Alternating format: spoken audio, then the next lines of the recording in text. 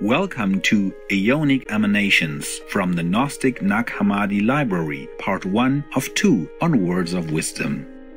The Nag Hammadi Library is a collection of early Christian and Gnostic manuscripts, also called codices, discovered in 1945 near the Upper Egyptian town of Nag Hammadi. The general dating of the books varies from the 2nd to the 4th century. The collection includes 13 ancient books containing over 50 spiritual texts. The discovery and translation of these scriptures helped scholars to re-evaluate early Christian history and the nature of Gnosticism, a Christian movement originating in the 1st and 2nd centuries that emphasized gnosis. Gnosis means the direct knowing or acquaintance of the divine through esoteric experience. Today, the precious Nag Hammadi manuscript collection is housed in the Coptic Museum in Cairo, Egypt. Today, we will read a selection from the tripartite tractate of the Nag Hammadi Library, where we will find how words are used in an attempt to describe the indescribable and inconceivable one. The Father.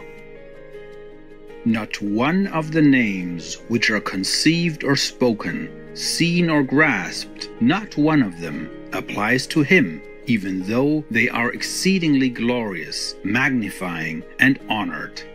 However, it is possible to utter these names for his glory and honor in accordance with the capacity of each of those who give him glory.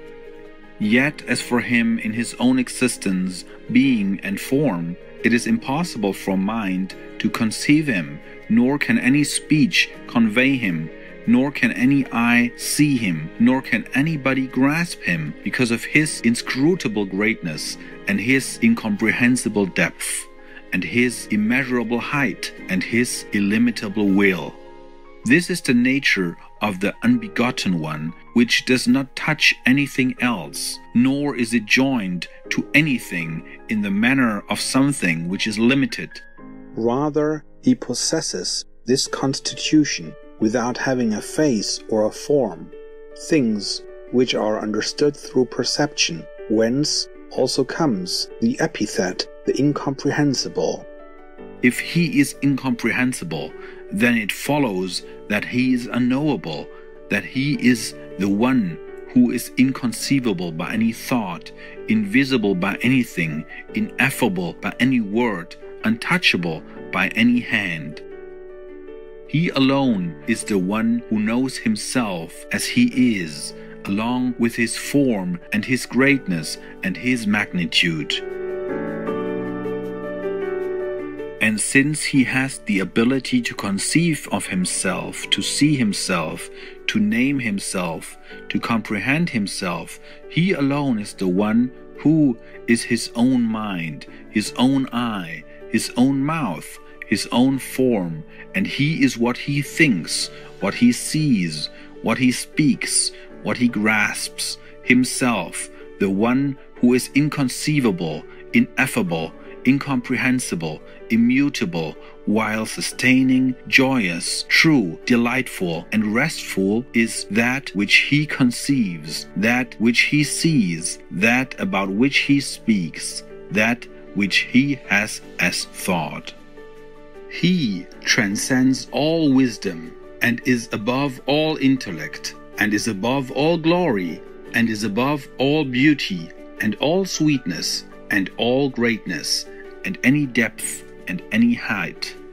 If this one who is unknowable in his nature, to whom pertain all the greatnesses which I already mentioned, if out of the abundance of his sweetness he wishes to grant knowledge, so that he might be known, he has the ability to do so. He has his power, which is his will.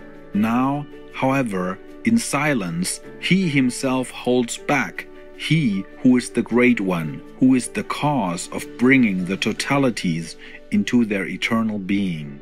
It is in the proper sense that he begets himself as ineffable, since he alone is self-begotten, since he conceives of himself, and since he knows himself as he is. What is worthy of his admiration and glory and honor and praise, he produces because of the boundlessness of his greatness, and the unsearchability of his wisdom, and the immeasurability of his power, and his untastable sweetness. He is the one who projects himself thus as generation, having glory and honor, marvelous and lovely, the one who glorifies himself, who marvels, honors, who also loves, the one who has a son, who subsists in him, who is silent concerning him, who is the ineffable one in the ineffable one, the invisible one, the incomprehensible one, the inconceivable one in the inconceivable one. Thus he exists in him forever. The Father, in the way we mentioned earlier, in an unbegotten way, is the one in whom he knows himself, who begot him, having a thought, which is the thought of him, that is the perception of him, that is in the proper sense the silence and the wisdom and the grace. Aeonic emanations. The Church exists in the dispositions and properties in which the Father and the Son exist. Therefore it subsists in the procreations of innumerable aeons. Also, in an uncountable way, they too beget, by the properties and the dispositions in which it, the Church, exists. For these comprise its association which they form toward one another and toward those who have come forth from them toward the Son, for whose glory they exist. Therefore, it is not possible for mind to conceive of him. He was the perfection of that place, nor can speech express them, for they are ineffable and unnameable and inconceivable. They alone have the ability to name themselves and to conceive of themselves, for they have not been rooted in these places. Those of that place are ineffable and innumerable in the system which is both the manner and the size, the joy, the gladness of the unbegotten, nameless, unnameable, inconceivable, invisible, incomprehensible one. It is the fullness of paternity, so that his abundance is a begetting of the aeons. They were forever in thought, for the Father was like a thought and a place for them. When their generations had been established, the one who is completely in control wished to lay hold of and to bring forth that which was deficient. But since he is as he is a spring, which is not diminished by the water which abundantly flows from it. While they were in the Father's thought, that is, in the hidden depth, the depth knew them, but they were unable to know the depth in which they were. Nor was it possible for them to know themselves, nor for them to know anything else. That is, they were with the Father, they did not exist for themselves. Rather, they only had existence in the manner of a seed, so that it has been discovered that they existed like a fetus. Like the Word, he begot them, and the ones whom he was to beget had not yet come into being from him. The one who first thought of them, the Father, not only so that they might exist for him, but also that they might exist for themselves as well, that they might then exist in his thought as mental substance, and that they might exist for themselves too, sowed a thought like a seed.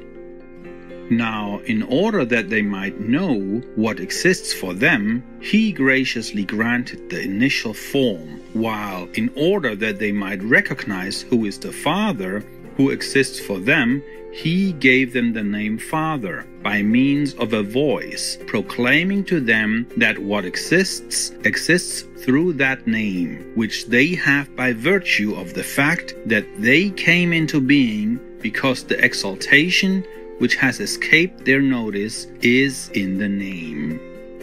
The infant, while in the form of a fetus, has enough for itself before ever seeing the one who sowed it. Therefore, they had the sole task of searching for him, realizing that he exists, ever wishing to find out what exists. Since, however, the perfect Father is good, just as he did not hear them at all, so that they would exist only in his thought, but rather granted that they, too, might come into being, so also will he give them grace to know what exists, that is, the one who knows himself eternally, as people are begotten in this place. When they are born, they are in the light, so that they see those who have begotten them.